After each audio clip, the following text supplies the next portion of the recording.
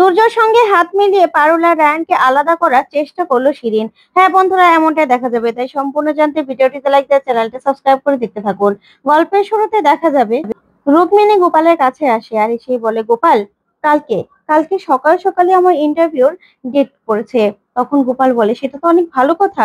তখন রুকু বলে, কিন্তু গোপাল, বাড়ির লোক যদিও বাধা দেওয়ার চেষ্টা করে। তখন গোপাল বলে, তুমি একদম ভেবো না, তুমি নিশ্চিন্তে ইন্টারভিউটা দাও।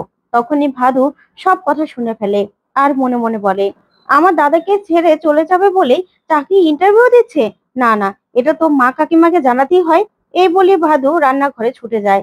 তখনই দেখা যাবে গোপালের মা ওর কাকিমণিকে বলে, আসলে ওই বেটি যাই করুক না কেন, আমার ছেলেকে নিয়ে যদি ভালো থাকতো, আমার ছেলে যদি ওকে নিয়ে ভালো থাকতো, তাহলে আমি কিছুই বলতাম না, কিচ্ছু বলতাম না আমি।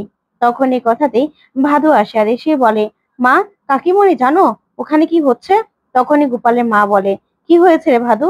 তখন ভাদু বলে, জানো তো, নতুন বউ নতুন বউ আমার দাদাকে ছেড়ে চলে যাওয়ার জন্যই বিদেশে বিদেশে চাকরি ইন্টারভিউ দিচ্ছে। কালকে সকালবেলায় চাকরি ইন্টারভিউ। তখনই রানু সবটা শুনে ফেলে। তারপরে গোপালের মা বলে, কি, ওই বেটির এত বড় সাহস! দাঁড়া, চাকরি ইন্টারভিউ দেওয়াচ্ছি। ওইদিকে গোপাল আর রুকু কথা বলছে। তখনই রানু ছুটে আসে আর এসে বলে, দিদি, দিদি। তখনই রুকু বলে, কি হয়েছে রানু? তখন রানু বলে, আচ্ছা দিদি, তুমি কি কালকে কোনো ইন্টারভিউ দিবে চাকরির? তখনই রুকু বলে, হ্যাঁ, কিন্তু তুমি কি করে জানলে? তখন রানু বলে, জানো তো, ভাদু গিয়ে মা কাকিমণিকে বলছিল, সেটাই শুনলাম। ওরা না তোমার ইন্টারভিউটা কিছুতেই হতে দেবে না। তখন গোপাল বলে, ভাদু ভাদু কি করে জানলো? তখন রানু বলে, সেটা তো আমি জানি না, তবে ওরা তোমার ইন্টারভিউটা কিছুতেই হতে দেবে না। তখন রুকু বলে, আচ্ছা গোপাল, তাহলে এবার কি হবে? তখন গোপাল বলে, আর তুমি না একদম চিন্তা করো না, আমি আছি তো। আমি তোমার ইন্টারভিউ ঠিক সফলভাবে হতে দেব, তুমি একদম ভেবো না। ওইদিকে দেখা যাবে পারুল আর রায়নের দোকান বন্ধ করার সময় হয়ে যায়। তখন পারুল বলে, যাক, আজকের দিনটা ভালোই কাটলো, ভালোই ভালোই বিক্রি হয়েছে। তখন রায়ন বলে, কি পারুল, বলেছিলাম না লাখে কামাবো, লাখে।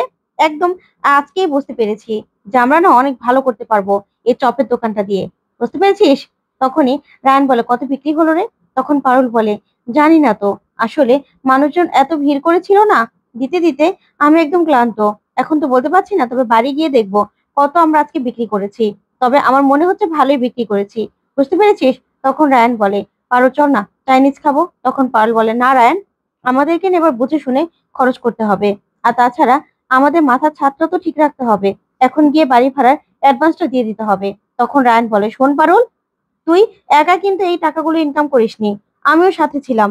আর তাছাড়া তুই একা এগুলো ইনকাম যেমন করিসনি, খরচও করতে পারবি না। টাকা যখন আছে, খরচ কেন করতে পারবো না? একদিন চাইনিজ খেলে কি হয় রে? তখন পারুল বলে, না রায়ান, একদম না, না বলেছি না।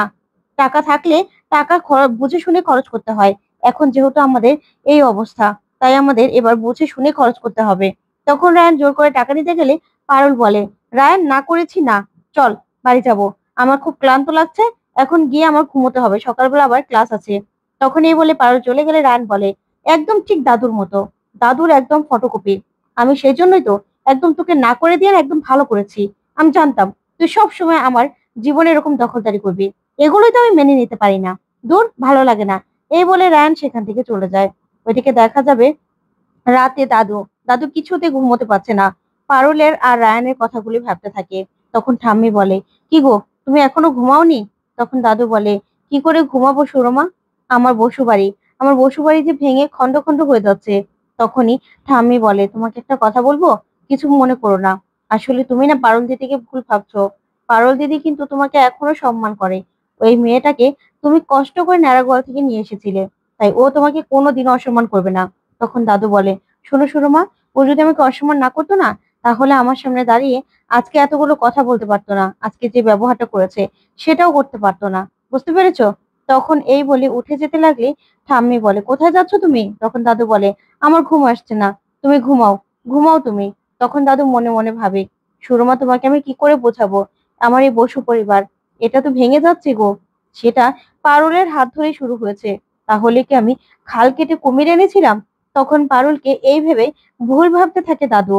তারপরের দিন সকালবেলা ওইদিকে ভাদু দৌড়ে যায় ওর মা আর জেঠি কাকিমার কাছে, গিয়ে বলে, মা, কাকিমণি, চলো তাদের, চলো ওইদিকে যে নতুন বউয়ের চাকরি ইন্টারভিউ শুরু হয়ে গেল।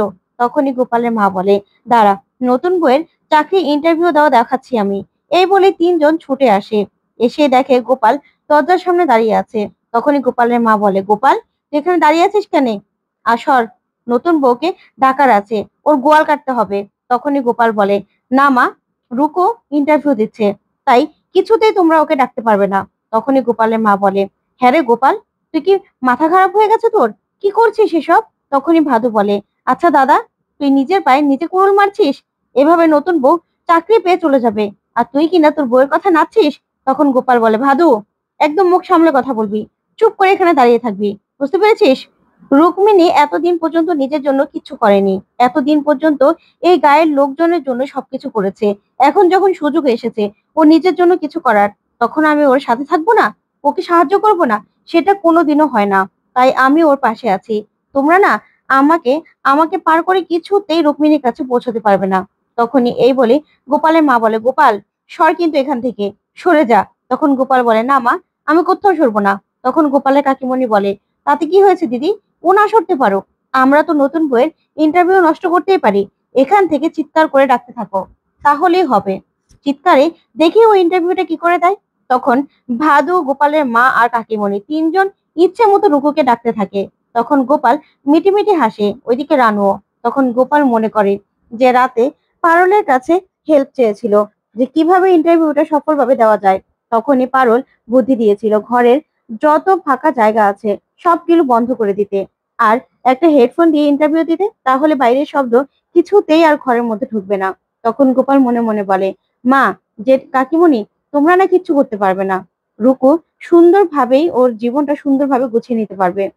রুকু যখন চাইছে যে ও সারা জীবন আমার সঙ্গে থাকবে না, তখন আমি ওকে কিছুতেই আটকাবো না। আমি চাই ওর জীবনটা ও এগিয়ে যাক। তখন এই বলেই রুকু ভিতরে ইন্টারভিউ দিতে থাকে। ওইদিকে দেখা যাবে শিরিনের বন্ধুরা শিরিনকে বলে, জানিস তো, পারুল আর রায়ান দুজনকেই না বাড়ি থেকে বের করে দিয়েছে, আর ওরা তো একটা চপের দোকানও খুলেছে। তখন শিরিন বলে, কি বলছিস তুই, চপের দোকান? তখন অভ্যুদয় ওরা বলে, হ্যাঁ, জানিস তো, ভালো বিক্রিও নাকি হচ্ছে। ভালোই তো। তখনই রায়ান এসে বলে, কিরে শিরিন, চপের দোকান বলে অবজ্ঞা করছিস, তুচ্ছ ভাবছিস? তখন শিরিন বলে, না, কিছুই বলছি না। তখন পারুল বলে, ছাড় তো, চল আমরা ওখানে গিয়ে বসি। তারপর একটা টেবিলে বসে। তখনই সেখানে সুমেধা ওরা সবাই চলে আসে, আর এসে কংগ্রেচুলেট বলে পারুল আর রায়ানকে নতুন চপের দোকানের জন্য। আর তখনই রায়ানকে নিয়ে সবাই খুব প্রশংসা করতে থাকে। এই নিয়ে সবাই খুব হাসি আনন্দে মেতে ওঠে। তখনই পারুল বলে, আচ্ছা দাঁড়া, আমি বরং সবার জন্য চা নিয়ে আসি। এই বলে চা আনতে গেলে যখনই চা চায়, তখন ক্যান্টিনে তুর্যকে দেখে চমকে যায় পারুল, আর বলে, তুর্য? তখন তুর্য কিছুই বলে না। তখন রায়ানরা সবাই এগিয়ে যায়। তারপরে রায়ান বলে, তুর্য, তুই এখানে তুই এখানে কি করে আসলি? তখন এই রায়ানের বন্ধুরা সবাই মিলে রেগে যায়, আর পারুলের বন্ধুরাও, আর বলে, এ তো জেলে থাকার কথা ছিল, তাহলে কি জেল থেকে পালিয়ে আসলো নাকি? আর দিনসারি বা ওকে কি করে এখানে ক্যান্টিনের দায়িত্ব দিল? তখনই তুর্য বলে, এই ক্যান্টিনটা আমার, এখন থেকে ক্যান্টিনটা আমি চালাবো। তখন রায়ান বলে, না, এটা কিছুতেই হতে পারে না, আমরা এখনই ডিন স্যারের সঙ্গে কথা বলবো। এই বলে সবাই মিলে কথা বলতে চলে যায়। তখনই শিরিন তুর্যকে বলে, কি ব্যাপার তুর্য, এখানে টিকতে পারবে তো?